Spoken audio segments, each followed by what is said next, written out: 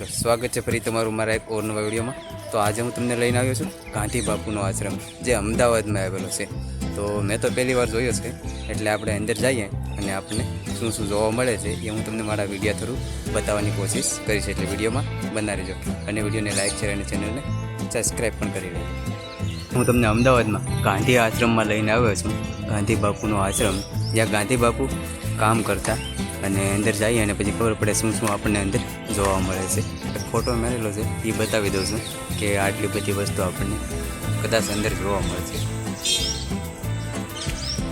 તો અત્યારે હું તમને એ જગ્યાએ લઈને આવ્યો છું જ્યાં ગાંધી બાપુ રહેતા, જ્યાં અહીંયા ગાંધી બાપુનું ઘણી યાદો અહીંયા જોવા મળશે આપણને। જ્યાં ગાંધી બાપુ રહેતા, અહીંયા કામ કરતા, અને જે પેલો સરખો ને બધું છે ને એ બધું આપણને આ જગ્યાએ જોવા મળશે।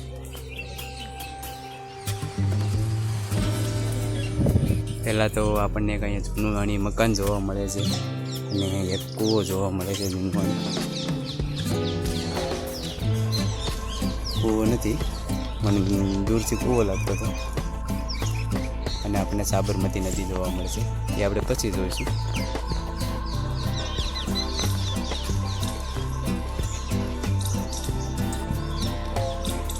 તો કંઈક આ રીતનો આશ્રમનો નજારો છે।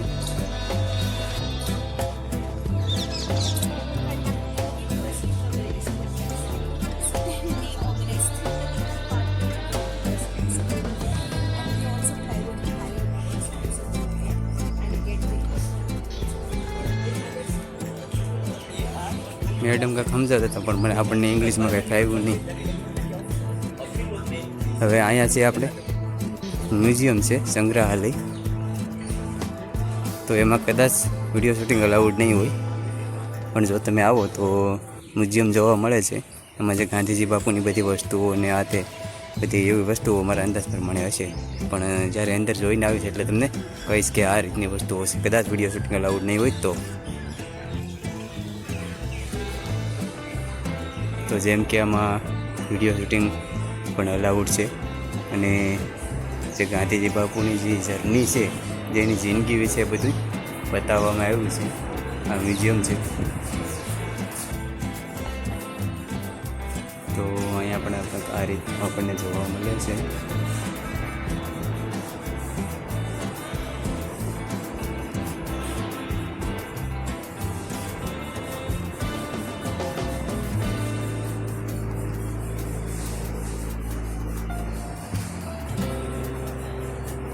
અને આ એ સરખો છે જે ગાંધીજી બાપુ જે આંકતા અને જેનાથી કાપડ ને એવું બધું બનાવતા ને, જેમ લોકો કહે છે કે આ ફોટામાં પાછળ પણ તમે જોઈ શકો છો,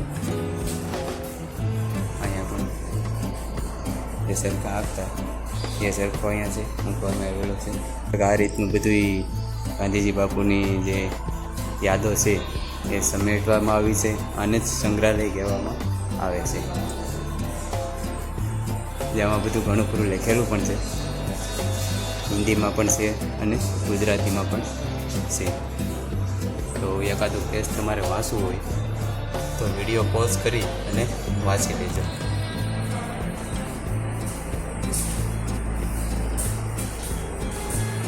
ત્રીજા ભાગમાં પણ આપણને બધું આ રીતનું જોવા મળે છે બધી જગ્યાએ।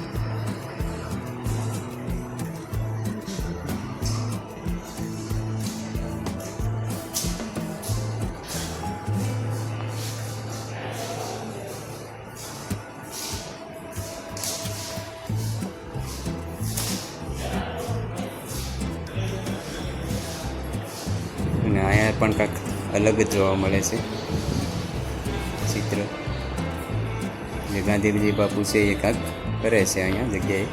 તમને બતાવી દઉં છું, આ જગ્યાએ એ ગાંધીજી બાપુ છે અને બાકી આ લોકો ગાંધીજી બાપુ જ્યારે હતા જે સત્યાગ્રહમાં, એ લોકો બધા હશે। અહીંયા પણ એક બહુ મોટો આપણને સરખો જોવા મળે છે।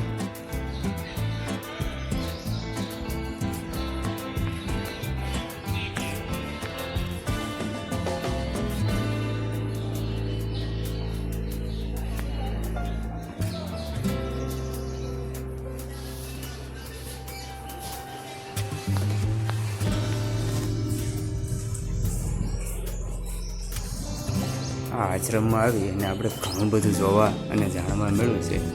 સાબરમતી આશ્રમ પણ કહેવામાં આવે છે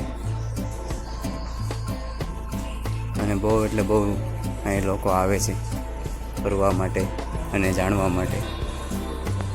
તો તમે પણ આવી શકો છો ને કોઈ પણ ટિકિટ પ્રાઇસ નથી લેવામાં આવતી.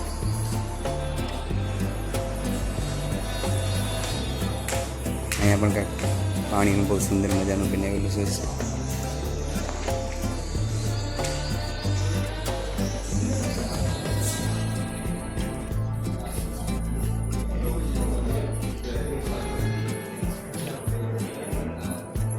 ચિત્રકલા દર્શન છે લખેલું, તો આ ચિત્રકલા દર્શન આપણને જોવા મળશે.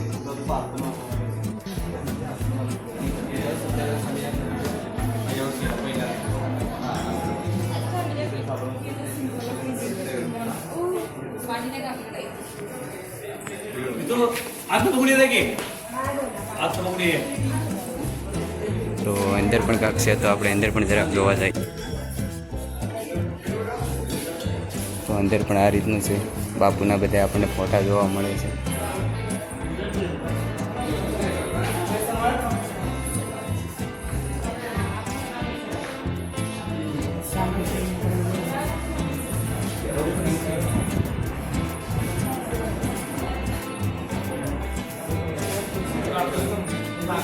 જે બાપુના જીવનમાં જે ઘટના બની છે એ રીતના અહીંયા ચિત્રો બનાવવામાં આવ્યા છે કે કઈ રીતે બાપુએ દેશને આઝાદ કર્યો, કઈ રીતે સત્યાગ્રહમાં બાપુ જોડાણા. આ બધું આવા ચિત્રો બનાવવામાં આવેલા છે. અને આગળ મેં તમને બતાવ્યું જે લખેલું છે એમાં પણ એવું જ છે. અને મારી પાસે બધું વાંચી અને બતાવવાનો સમય નથી, પણ જો તમે આવો તો બધું એવું વાંચી અને જોઈ લેજો.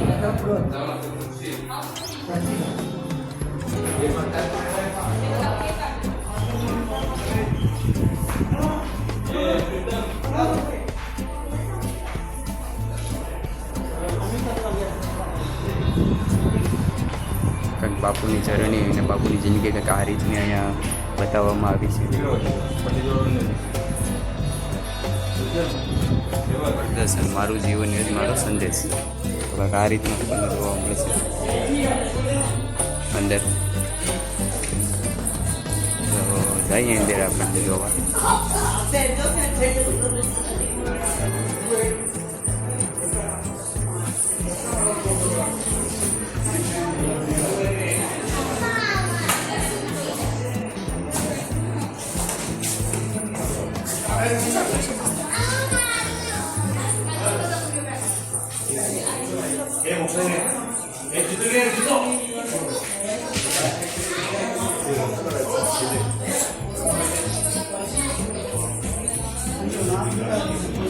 ગાંધીજી બાપુનો નાનપણનો ફોટો હોય એવું મને લાગે છે.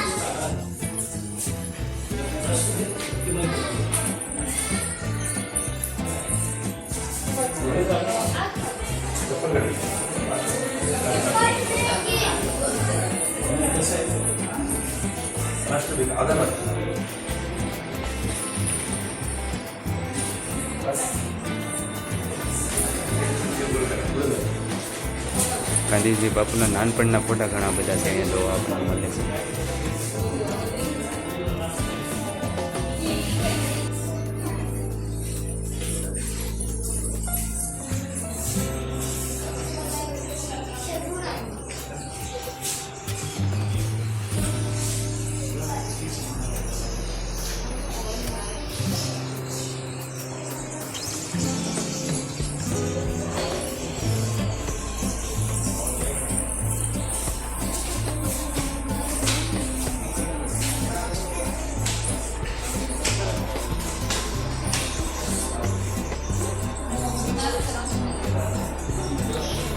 બહુ એટલે બહુ આખી જીવન વિશે બતાવવામાં આવ્યું છે બાપુનું.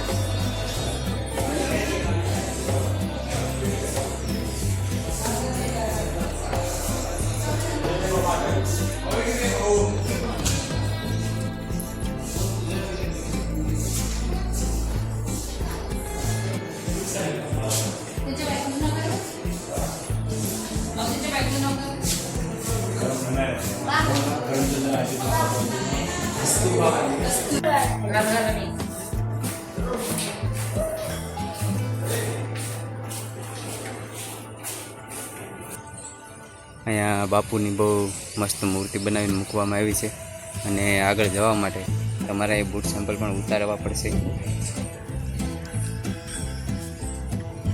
તો આ રીતનો કંઈક આપણને નજારો જોવા મળ્યો છે આશ્રમનો, જેને સાબરમતી આશ્રમ પણ કહેવાય છે અને ગાંધી બાપુ આશ્રમ પણ કહેવામાં આવે છે. તો બહુ લોકો અહીંયા વિઝિટ કરે છે, બહુ એટલે બહુ, જેમાં ફોરેનર પણ આવે છે વિદેશમાંથી ફરવા. એવા લોકો પણ મેં હમણાં જોયા હતા. તો બહુ એટલે બહુ લોકો વિઝિટ કરવા આવે છે આશ્રમમાં અને તે અમદાવાદમાં આવેલું છે. ને સાબરમતીનો નજારો આપણને કંઈક આ રીતનો જોવા મળે છે અને વિમાન તો ઘડિયા ચાલુ જ હોય છે. બહુ સુંદર નજારો જોવા મળે છે સાબરમતી નદીનો.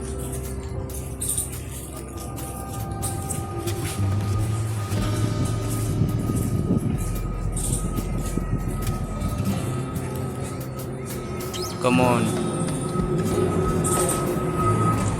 હવે આ કાંઈક નવી જગ્યાએ આપણે આવ્યા છીએ, અંદર જઈએ પછી આપણને ખબર પડે કે શું છે.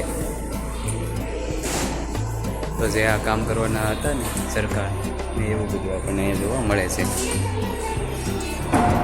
જેનાથી આજે ઉપર આપણે તમે જોઈ રહ્યા છો એ બનાવવામાં આવેલા છે. જો આ સરકાર છે એ જ.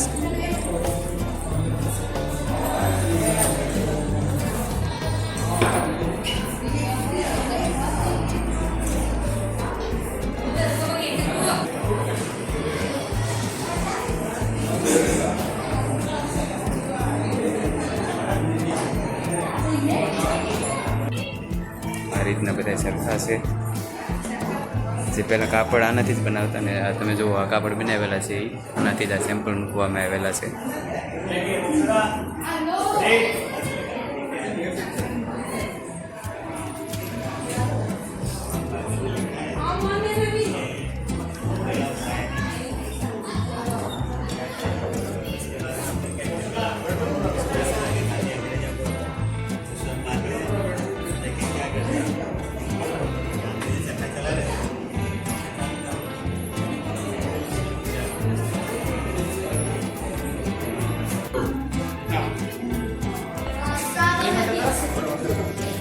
સરખામાં પણ આ રીતનું કોટન બની જતું.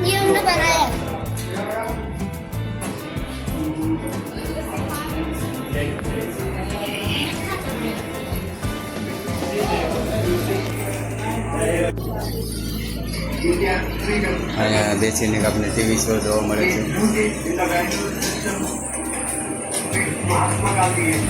હજી પણ સરખાથી જે કામ ચાલી રહ્યું છે એ પણ હું હમણાં તમને બતાવું છું.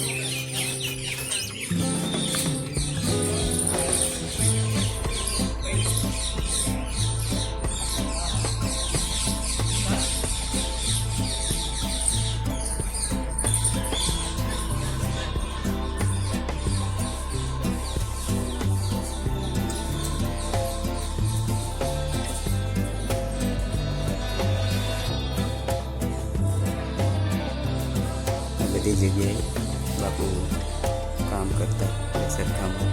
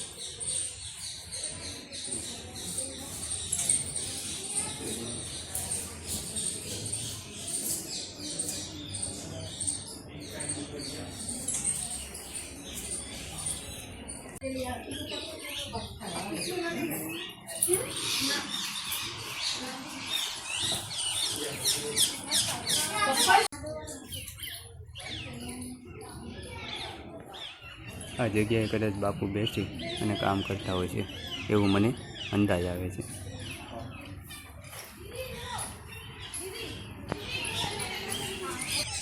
અને આ જગ્યાએથી આપણને સાબરમતી નદીનો એકદમ સુંદર નજારો જોવા મળશે.